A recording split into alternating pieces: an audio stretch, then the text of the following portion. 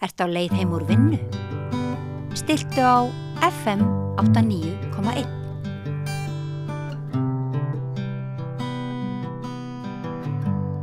Já, komið sæl og velkomin að Rauða borðinu. Ég heiti Marja Lilja og hér með mér komin sérlegur fréttarittari hinsegin eða transfólks, Arna Magnea Dags. Velkomin. Takk. Þú nú hér ofta áður hjá Oddnýju Eir, en hún nú komin annað. Við grátum hana auðvitað, en ætlum að halda ótrauðar áfram að segja fréttir úr heimi hinsegin fólks, bókfréttir. Já, ofur bókfréttir. Já. Það hefur farið talsvert fyrir því, það eru reyndar, þetta er ekki margir einstaklingar, en þeir eru mjög áberandi á Facebook aðalega og svona í kommentakerfunum sem vilja meina það að hinsegin samfélagið hafi stólið Pride og gleðigöngunni og sé að ræna þarna áratuga baróttu samkynhneigðra og einhvern veginn svona með því að fella það undir hatt hinsegin fólks. Þú ert einhvern veginn í hringiðunni á þessu öllu saman? Já, það er búið að saka mig persónulega á Uglu Stefaníu að hafa stólið þessu, stólið rauninni Gay Pride á Íslandi, sem alveg fárlegt vegna þess að þetta er búið að heita hinsegin dagar og gleðiganga hinsegin fólks meira minna síðan aldamótin og ég bjó nú sjálf erlendis meira minna frá 95 til 2006 og Ugla Stefanía var bara barn og unglingur fyrstu göngunar voru á Íslandi og þannig að hvenær áttu við að stela þessu, það er nú stór spurning, en þetta er náttúrulega búið að heita alveg frá því að þessar fyrstu göngur og svona voru gengnar frá 1969 þá voru þær gengnar undir merkjum LGBTQ. Sumar voru bara LGBT en þetta voru aldrei bara homor og lesbíur og þetta hefur aldrei verið bara homor og lesbíur.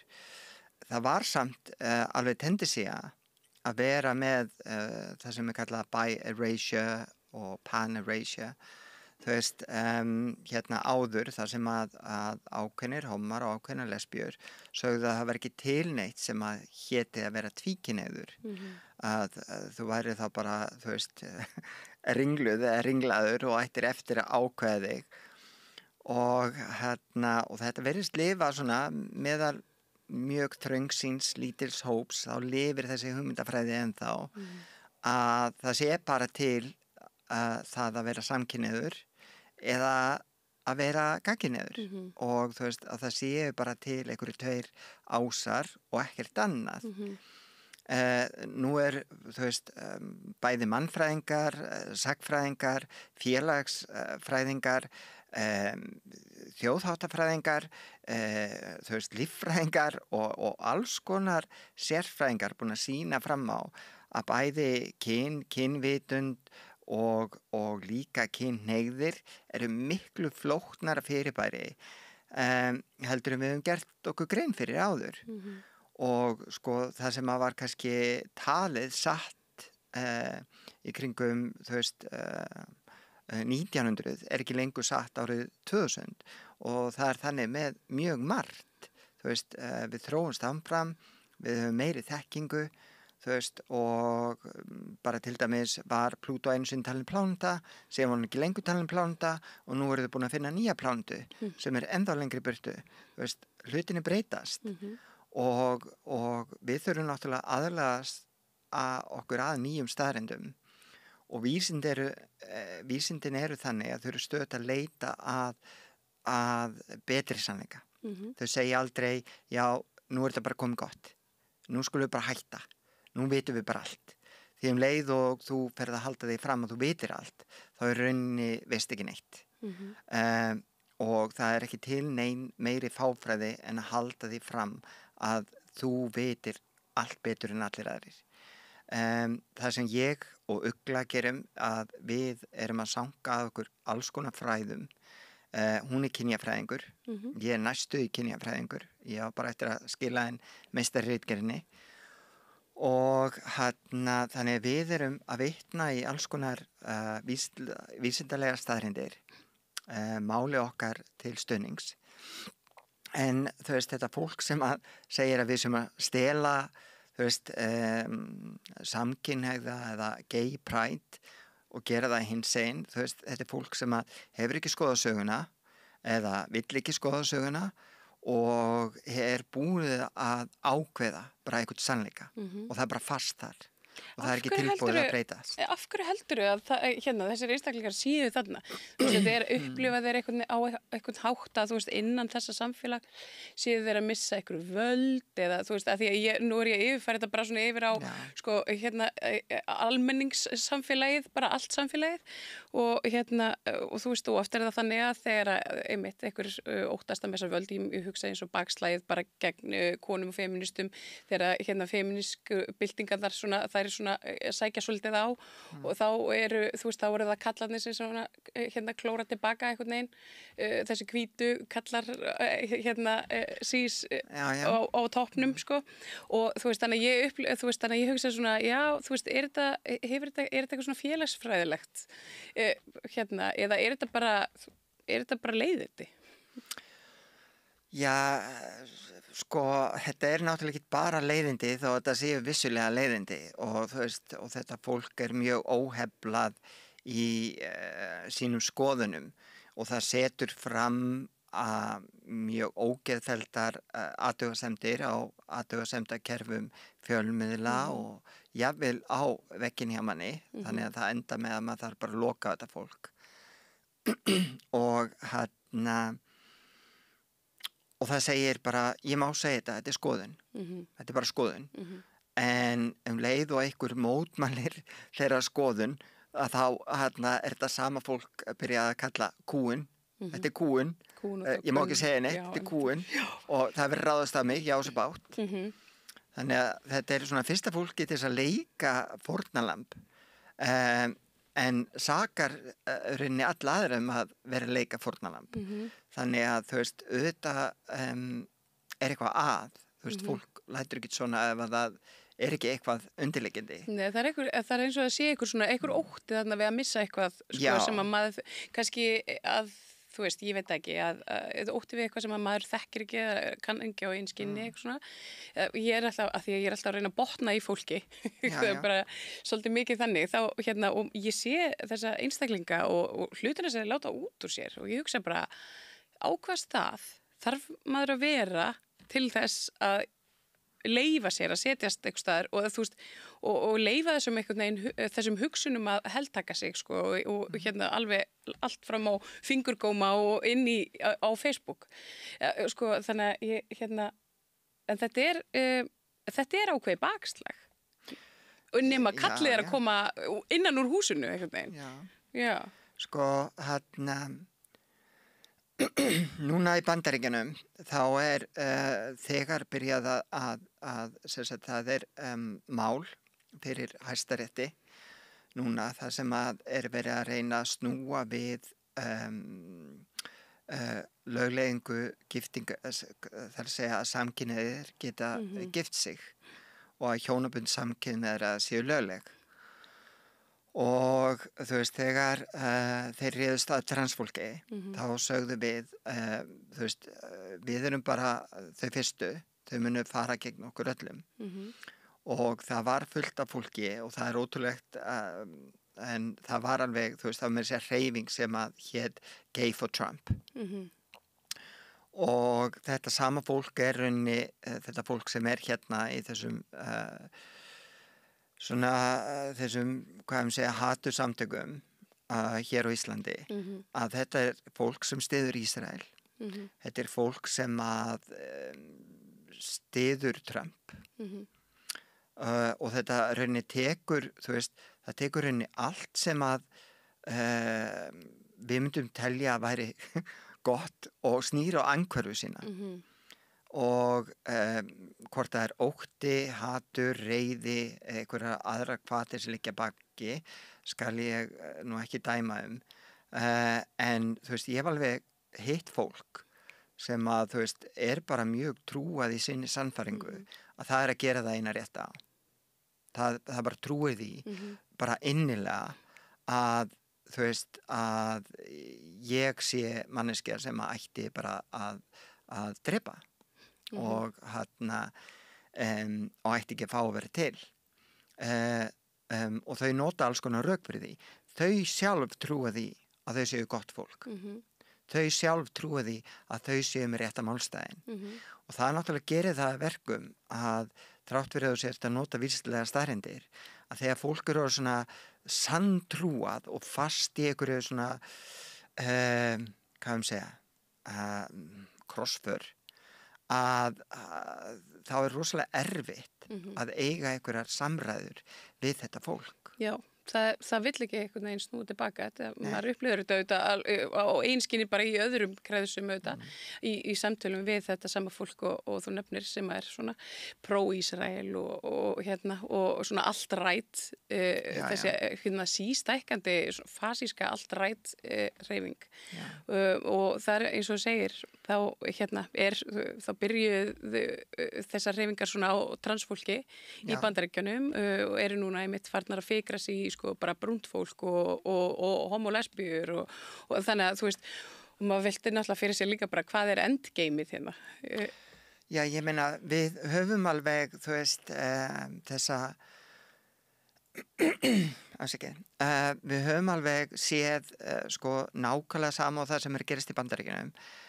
Þetta gerðist líka frá 1933 í Þýskalandi og reyni fyrr byrja 1930 nasistaflokkurinn þú veist, hann var kosinn löglegri kosningu og þeir smá saman þú veist, fikruðu sig alltaf lengur og tóku meira og meiri völd byrjuðu að þú veist, fangelsa pólitíska andstæðinga og svona ýmislegt annað þeir byrjuðu á hinsegin fólki, þeir byrjuðu á transfólki, þeir byrjuðu á Magnús Hirschfeld stofnunni sem að hafði að gera með transfólk og rauninni kynsegin fólk á þeim tíma og fyrstu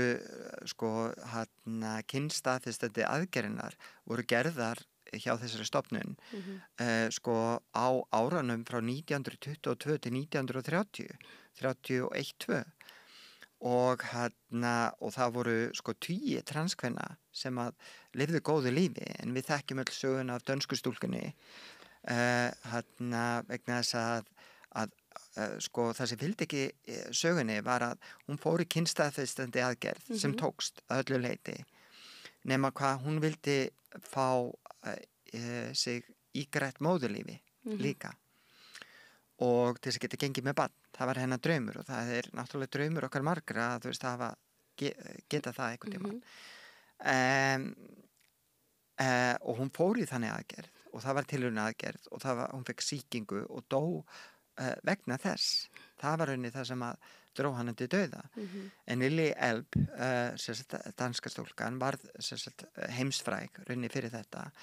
En þú veist, þessa aðgerði héldu áfram seinna í Danmörku og Suður-Ameríku og annars staðar. Þannig að þetta er ekkit nýtt að nálinni að transfólk sé til eða það hefur þurft á kynstaðfestandi aðgerðum að halda. Og En svona ofsóknirnar og heldur ekki nýjar á nálinu? Nei, og þessar ofsóknir sem að komu þú veist, hefur kannski ekkert að gera með það að þetta var transfólk. Hefur að gera með það að þetta var svo lítill minnihluti. Og ef þú ert svona einræðisherra wannabe, ef við getum fengið að sletta, að þá byrjar þau náttúrulega ekki að ráðast á vegginn þar sem hann er breiðastur og hæstur. Þú byrjar á því að ráðast á einhvern minnihluta hóp, sjá hvernig gengur, og ef það gengur vel og það er lítið mótmæli og fólk er bara svona, þá náttúrulega byrjar að ýta þessari stöng aðeins meira. Þú veist, tekur hér næsta hóp og að þú veist þá ertu bara komið með ansi marga hópa og mætir ótrúlega lítilli mótspyrnu. Þú veist, ég til dæmis þú veist, hefði aldrei trúað að sama þjóðin og kaus Obama hefði leyft þess að ganga svona langt eins og það hefði nú þegar gengið í Bandaríkjunum. Þú veist, við erum með hálfgerða útrýmingabúðir í sem að þeir eru með þess að selja bólir og derhúfur sem að heitir Alcatraz, já, þú veist, Alligator Alcatraz. Og þetta er byggt í Flórida í Fenjónum og þú veist, og þetta er byggt á svona landfyllingu þannig að í ákveðnum veðráttum þá er allt á floti þú veist, fólki býr í bara pingulítlu búrum þú veist, hópa saman salernis aðstöðunar eru bara, þú veist, sígahættan er gífuleg þarna eru, þú veist, alveg neyri ungabönn það eru eitrar snákar og kongulær og sportrikar, vatnasportrikar og annað sem að þú veist geta flotið inn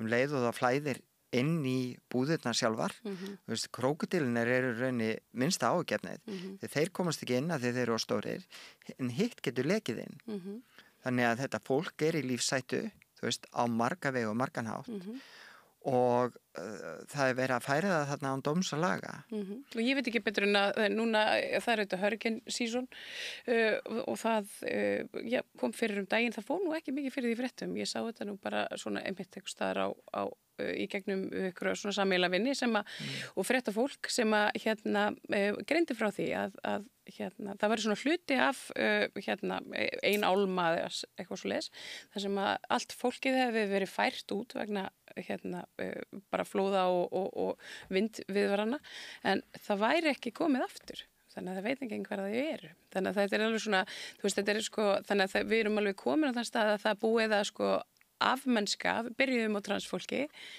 og svo einmitt eins og segir, svona skref fyrir skref einhvern veginn farið í að afmennska fólk bara minni hluta hópa til þess einmitt að geta svo bara látið á hverfa eða þú veist, þetta er svo óhugulegt að hugsa til þess að þetta sé bara veröldur sem við búum í og mér finnst nefnilega svolítið áhugjefni þegar ég fylgist með bara sem bara kona í á internetinu mínu að það eimar af þessari afmönnskun í ákveðnum kreðsum og þá gegn hinsegin fólki og svo og fyrst og fremst transfólki og svo útlendingum. Já. Það er svona næsta skref og þetta byggir allt á upplýsingaóreiðu. Þetta gerir það og þetta byggir ekki bara á upplýsingaóreiðu, þetta byggist á sko að ákveðnir fjölmiðlar og ákveðnir stjórnmálaflokkar er að ýta undir sko rangar upplýsingar. Hreinlega bæði með því að ljúga, líka með því að gefa eitthvað í skyn, þannig að þeir eru ekki að segja sannleikan, þeir eru að setja borðið eitthvað sem að þeir telja að vera svona heiðaleg spurning og afvega leiða fólki að bara hugsa eins og hælisleitendur sem eitthvað vandamál. Við erum að tala þú veist, kannski 170 manns, þú veist, í heldina. En innflytjendur, það er bara allt fólk sem ákveður að búa í Íslandi sem er ekki fætt hérna. Fyrir utan það allir Íslendingar eru innflytjendur, þú veist, eru komnir af innflytjendum.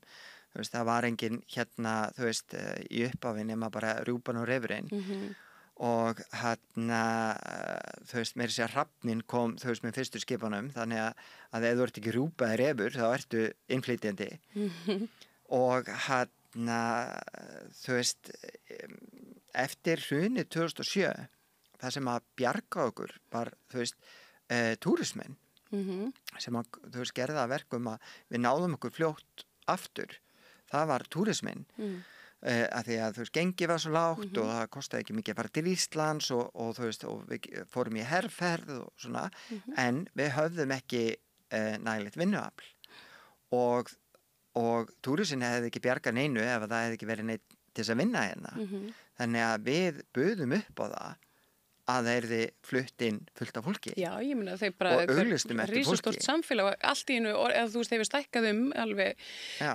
umtalsvert og það í sjálfu sér ekkert áhugjefni, heldur Nei. það bara sko hvað stjórnvöld, hvernig þau vinna úr, ég meina það eru þetta hellingur af skatttekjum sem koma á móti, það er bara nýri einstaklingur í samfélaginu Já, þýðir já. bara að við þurfum að bæta við plássi fyrir einn, gera ráð fyrir fleirum, en það virðist ekki hafa verið gert, og svona, já. En talandi stjórnvöld líka, sko, það ég hef oft talað það, einmitt í þessu samhengi, ég reyndar, þú veist, samhengi við aðra minnhlutahópa og þessa svona alltaf þetta útlendingahattur. Það helst í hendur, ég fylgist náið með svona ýmsum rasista grúppum sem eru opnar á netinu og ég sé svona hvernig þetta helst í hendur, sko, transatrið og útlendingandúðin. Þetta er sama fólkið og þetta eru sömu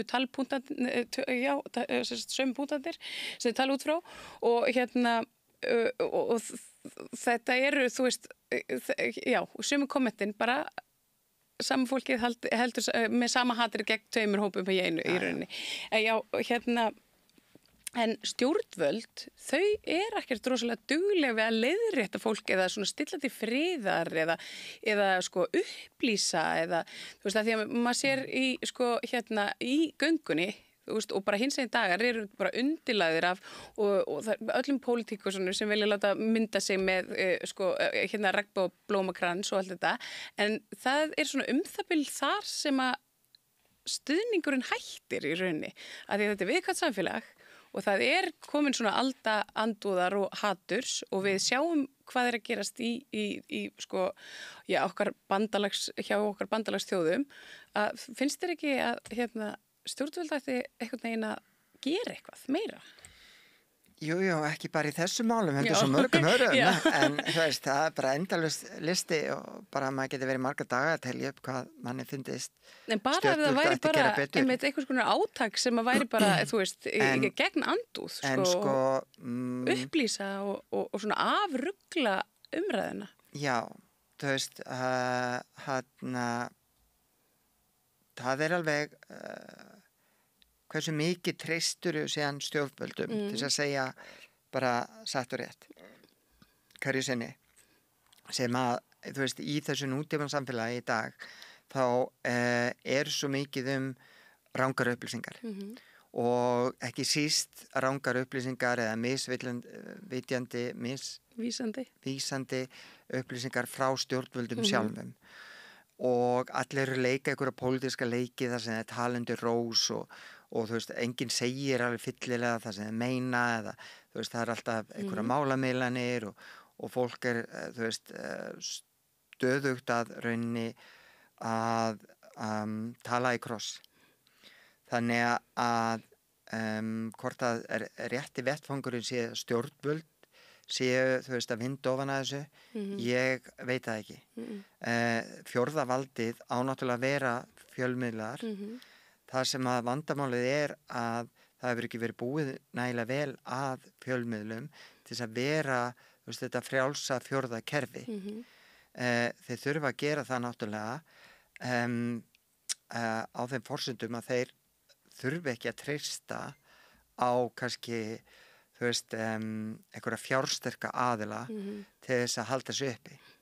Og við vitum það alveg að, þú veist, bara ákveðin fjölmiðl málsvari, þú veist, ríkasta fólki á Íslandi að því að það heldur þessum fjölmiðl uppi.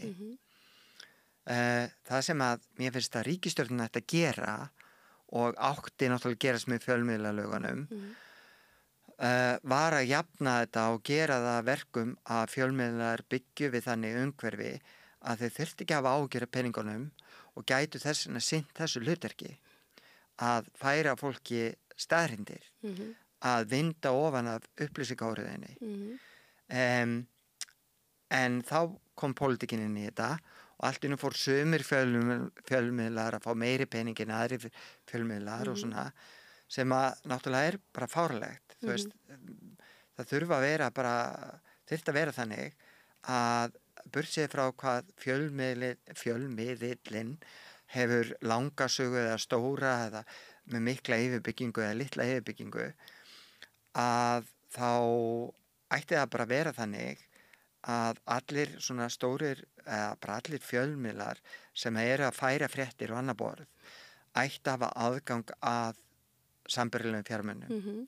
Já, til þess að spyrna við, Já, bara allir til þess að þessari spyrna óreiðu. við upplýsingaóreiðinni og þá eru kannski litlir sjálfstæðir fjölmiðlar sem eru kannski núna eins og Samstöðin, eina svona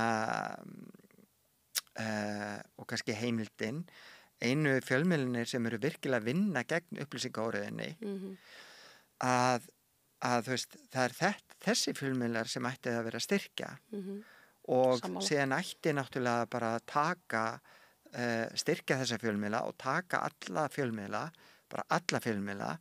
sem að er ekki bara einhverju sorpfjölmiðlar þú veist, sem eiga alveg vera í þeim pakka af auglýsingamarkaði þú veist, vegna þess að leiðu ert farin að selja þig fyrir einhverju auglýsingar þá ertu ekki lengur hlutlaus þú veist, þú getur ekki þú veist, þú veist vera hlutlaus ef að þú ert alltaf að auglýsa þú veist, þennan banka eða þetta sjávarútvegsfyrirtæki eða þetta fjárfestingafélag þú veist, þá ertu alltaf að reyna að passa styggi ekki þá sem er að borga þér. Já, eða ef hópur eiganda við tala nú ekki að þeir eiga til dæmis oljufélag eða Samherja. En já, það svo sem víða bakslag. Ég las svolítið fyndna frétt. Ég hefði nú átt að senda hana fyrir spjallu okkar, en það Ástralía í Sydney. Þá eru svona hagsmunasamtök fyrir bara alls konar fólk, svona húsnæðis, svona eins og svona félagsbústaðir meira svona eins og bjarg, leigufélag, þannig, hvað köllum við svo les? Það bara svona óhagnaðardrifin leigufélag. Já, þannig.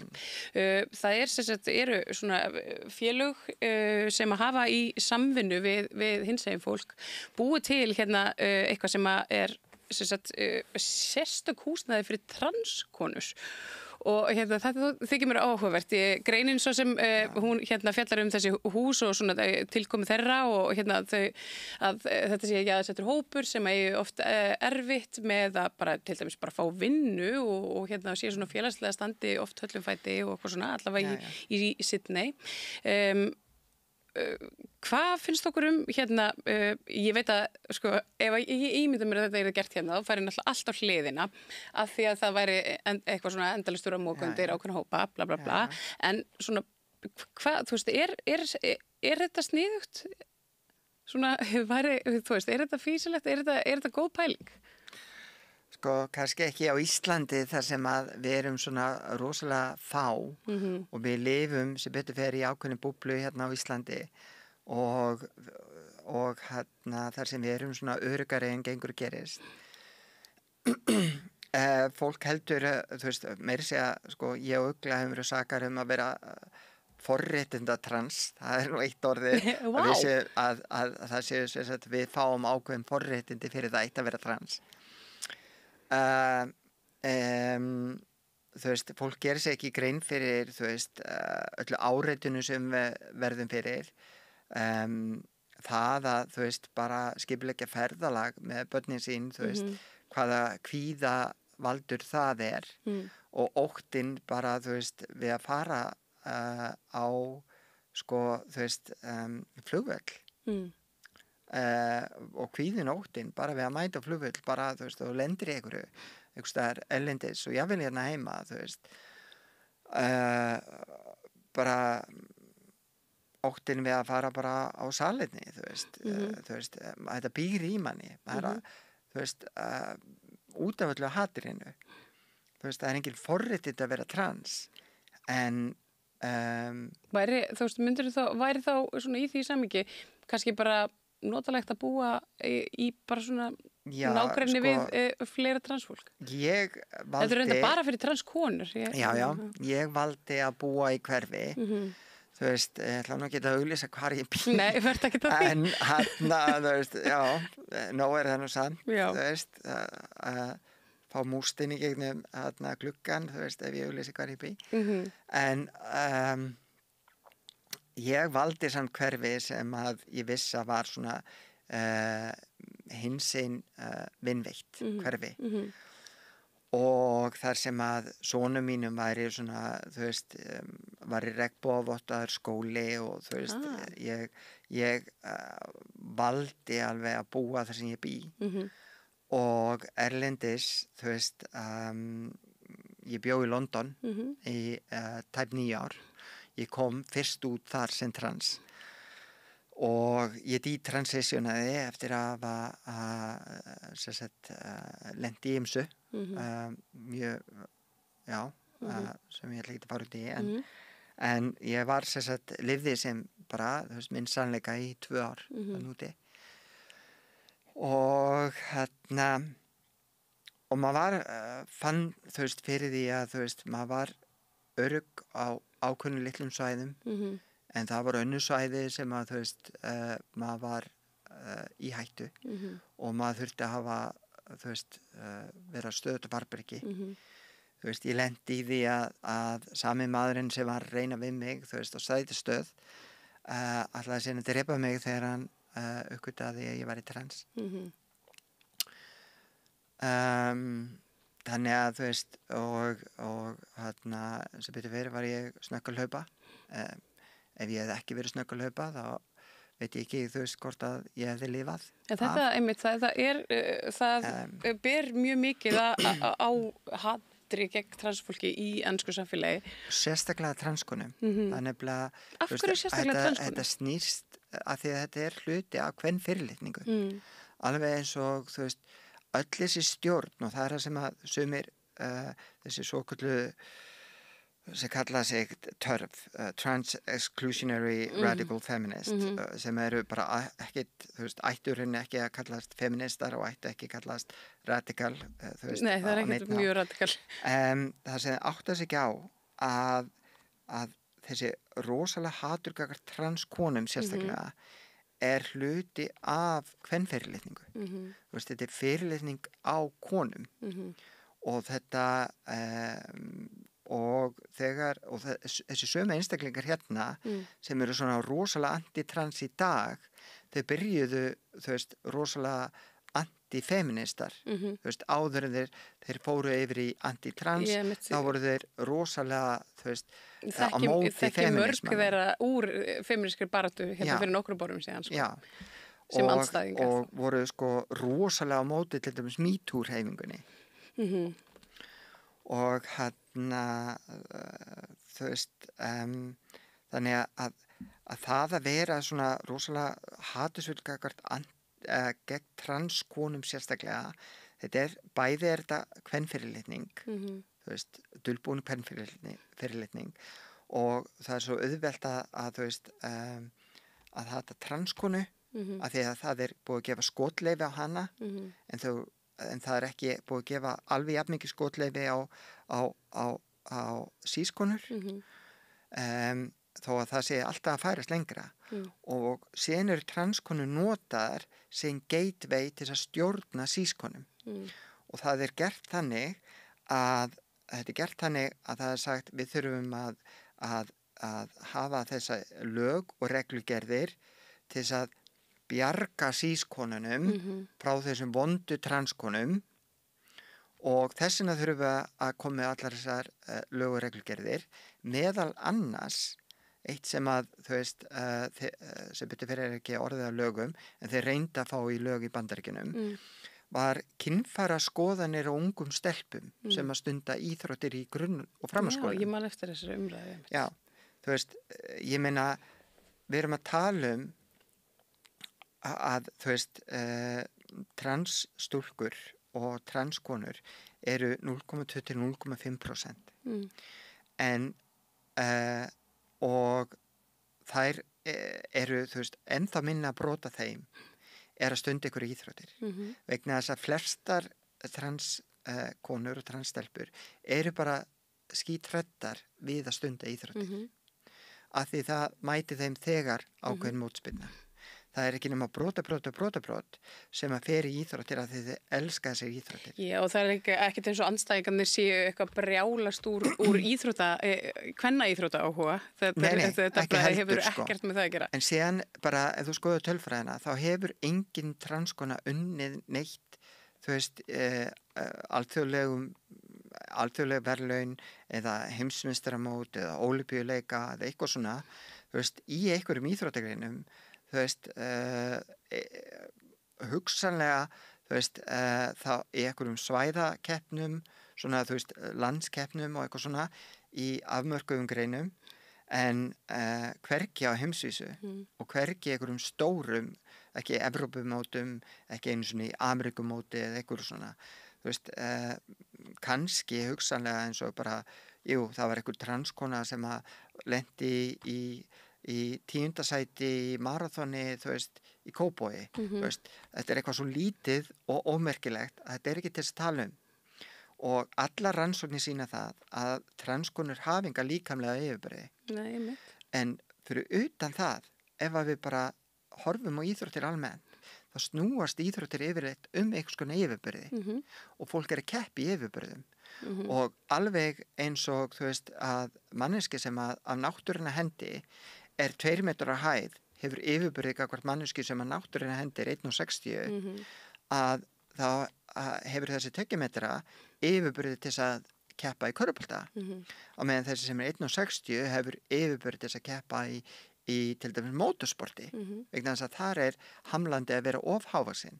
Þannig þetta snýst í rauninni ekkert um líkamlegt atgerfi og hugafar og síðan náttúrulega bara elju, þrautseigju og það hefur ekkert að gera með kyn og mikið af þessum íþróttum sem nú eru kynjað var ekki kynjað þegar en konur fengu að keppa og þegar konur kepptu fyrst eins og til dæmis, ég man ekki hvað hann heitir í augnablikinu, en það var kona í kringum aldamóti 1900 sem að fekk að keppa í skylmingum og hún vann allt, hún vann öll mót og til þess að vinna fyrir sér þá fór hún í sirkusgeiran, þú veist, og var að sýna skylmingatækni og annað. Út frá þessari konu var það gert að þegar konum var leyft að keppa í skylmingum, þá skyldi að vera kallar og konur. Ekki vegna þess að kallar voru svo mikið betri í skylmingum, heldur akkurat vegna þess að það var ótti kallmannina. Þeir þoldi ekki að tapa. Nei, að konunar myndu verða betri. Það er einmitt, nú komum við aftur svolítið svona á þennan hérna upphafspunktin í hérna og það er þessi ótti við sko að einhver taki eitthvað af manni, þú veist. Og hérna. Það er það sem að feðra vildi óttast. Það óttast að missa völd, það óttast að þú takir eitthvað að því og það hagar seglum eftir vindi og það er sífellt að aðlaga sig að breyttum aðstæðum til þess að halda völdin og þegar þeir finna að þeir eru alveg að missa völdin þá finna þeir eitthvað blóraböggul, gera það höfuðóvinni nummer 1 og nota hann á mjög lævíslegan hátt til þess að ná aftur völdum því að hvað eru þeir búin að gera með öllum þessu reglugerðum transkonur? Þau eru búin að öðlast völd yfir öllum konum. Bara líkum kvenna, alveg gjörsamlega. Og líka sko hérna bara útbúa eitthvað svona ramma hvernig konur eigi að líta út. Sko. Þannig að þú veist, og vinna að því stattastöðugt að svona, þú veist, uppfæra það gagnvart lögum og hérna, þú veist, ég meina þetta er skilgreiningin á konu, þetta er skilgreiningin á kalli, allir sem eru utan þessa ramma, þeir eru bara, þú veist, hérna, glæpamenn. Já, og sko þú veist, núna eru bara fregnir það, hægri vinstri, að sískonur, þar að segja konur sem er ekki trans, er að lendi því að það er verið að ráðast á þær á salernum og í búningsherbyggjum og það er sakaður að vera trans. Að því það er allt einu svo hræðilegt. Og það er beðnar að sanna að það séu alvöru konur og það er gert þannig, það þurfa að girða niður sig, það er að sína sig brjóstin. Nú langflesta transkonur sem að yfir höfuð þóra orðið að fara í einhverja búningsklefa eru búin að fara í gegnum kynstaðfestandi ferli. Það eru allar með brjóst, það eru allar, þú veist, með píku og þannig að það sannar ekki neitt. Þannig að og jafnvel fær kvensjúkdómalæknir þú veist að en það náttúrulega snýst ekkert það, þetta er bara niðurlægingin. Þyrfti þú veist að skoða þá hverja og einustu konu inn á salerni til þess að vera alveg viss. En þetta er bara fáránlegt. En að því að, mitt, þetta er niðurlægjandi fyrir allar konur. Já, þetta er bara niðurlægjandi fyrir konur og ég held að þetta sé einmitt, eins og þú segir, þetta er bara partur af svona kvenfyrirlitningu, þetta er verið að setja konur hérna svona skurlæra, þú veist hvað þú átt heima og hérna, einmitt með því að nota svona transhattur sem að hefur á svona ótrúlega skömmun tíma náð bara svona mikil útbreiðslu í hennum vestræna heimi sem er bara eitt svakalasta bakslag held ég sem að ég hef allavega verið vitni af. Já, að því við vorum náttúrulega, við vorum kannski að þróast í það átt, sérstaklega eftir MeToo-byltinguna, fyrstu. Og konur voru loksir að þóra að segja frá. Og það, við vitum það að þeim hefur ekki verið trúað í réttakerfinu, þeim hefur ekki verið trúað af lögreglufólki og loksins fengur bara stað og stund til að segja frá því sem það hefur lent í og fólk var tilbúið að trúa þeim. Því að það er ekki að ljúga þessu og bara allar rannsóknir sína það að 97-99% frásögnir kvenna sem hafa lent í svona eru sannar á meðan kannski bara 3% lenda í sakfellingu eða minna en þessi MeToo-hreyfing gerði það verkum að það veikti feðraveldið og það veikti feðraveldið mjög mikið á heimsvísu og sérstaklega í Bandaríkjunum þar sem að allt einu voru fullt af mönnum í áhrifastöðum bara krafnir að bera ábyrgð eins og Weinstein til dæmis sem að núna er verið í að verði sýknaður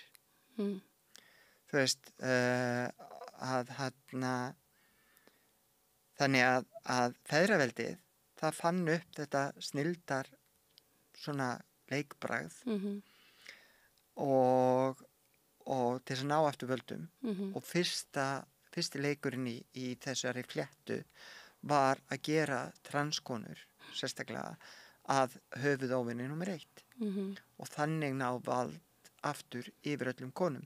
Nú þegar í Bandaríkjunum eru þeir að tala ekki bara, þeir eru búin að afnema réttindi til þungunarrofs víðast hvar og ég vil gera það glæpsamlegt. Núna eru þeir að tala að taka af kosningarétt kvenna. Já, ég sá það mitt og færa kosningaaldur, svona samþykkisaldurinn í rauninni niður í 14 ár þannig að hvað það má í rauninni giftast börnum þannig að í einhverjum fylgjum. Já, en er í 12 ár sums þar. Já. Og það er það þannig í sumum fylgjum. Já, það er það mitt. Það hefur bara, því hefur aldrei verið breytt. En þetta er auðvitað með ráðum gert. Þetta er gert til þess að læsa konur inn í hjónabandi mjög snemma. Svo þær verði svona, bara mjög hallar undir karlana sem þær búa með og svo verður breytt atkvæði á heimili. Þannig að auðvitað ræður hann. En ég meina, það er ekki lengra síðan í 1974 að konur fengu að eiga sinni eigin tjakkareikning. Já, mitt. Og ég meina það, konur fengi ekki kosningarétti og var það ekki bara í Sviss eða eitthvað sem var bara 74 eða eitthvað. Ég held að það hafi verið síðasta landi í Evrópu. Þannig að þetta tengist allt. Þetta er bara... Þannig að þessin er það sem við segjum að árás og transkonur er árás og allar konur. Og það er eitthvað sem að sískonur allstæðir að í heiminum þurfa bara að átta sig á að með því að taka þátt í þessu sjúklega feðraveldisleik og ráðast á okkur sem ykkur ógn eru þær í raun að ráðast gegn sínum eigin réttindu. Það hefur reyndar hér á landi, hefur tekist nokkuð vel til með svona feminista samfélagið og kvenréttinda samfélagið og samtökin. En það er búið að saka mig og uglum af rænt kvenréttinda samtökunum. Já, auðvitað gerðu þið það. Rænið öllu skemmtilegu. Já. Það er bara... Ég er bráðan búin að vera að ræna held ég, rauðaborðinu og örglega fleiri. Ég vil sjá það. Arna Magna Dangs, bókfréttaritari. Já. Þakka kærlega fyrir að koma hérna og bara svona aðeins snerta á þessu málefnum transfólks og svo hinsegin málefnum og svo líka bara öllu hinu einhvern veginn sem tengist. Já, þetta flókin vefur. Þetta flókin vefur en við höfum nógan tíma hér í allan vetur til þess að fara yfir ýmsa. Þannig að takk hérlega fyrir og þangað til næst. Ég heiti Þórhildur Þorleifsdóttir. Á Samstöðinni fjörug, opin, skemmtileg og gagnrýnin umræða allt milli himins og jarðar. Samstöðin á erindi inn á öll heimili.